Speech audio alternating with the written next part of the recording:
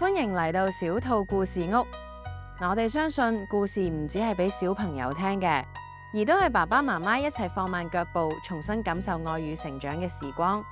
今日要講嘅係一個關於勇氣同探索嘅故事《蠔仔嘅農場大冒險》。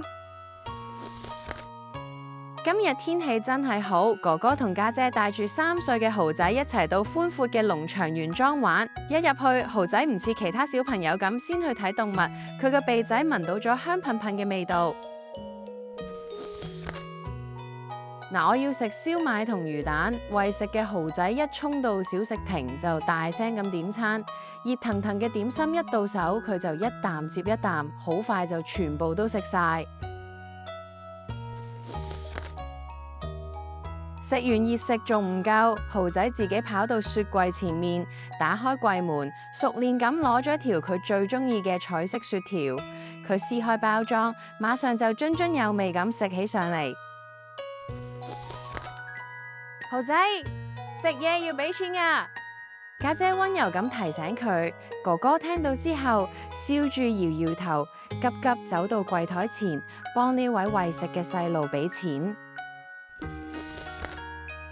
食飽之後，佢哋終於要去同小動物玩啦。佢哋嚟到綿羊區，毛神神嘅綿羊睇起嚟好溫順。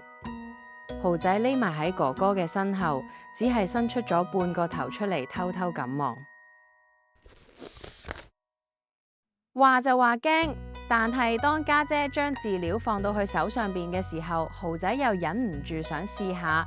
佢鼓起勇氣將手伸出去，小綿羊輕輕咁食住佢手心嘅飼料，痕痕咁嘅感覺令蠔仔大笑起嚟。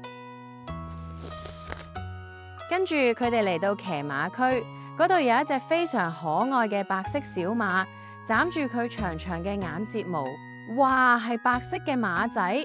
蠔仔嘅眼睛閃閃發光，開心到忘晒形。蠔仔騎上咗馬背，工作人員拉住小馬慢慢咁走，佢坐到直不甩，戴住頭盔，就好似一位英勇嘅小小白馬王子，巡視住自己嘅王國。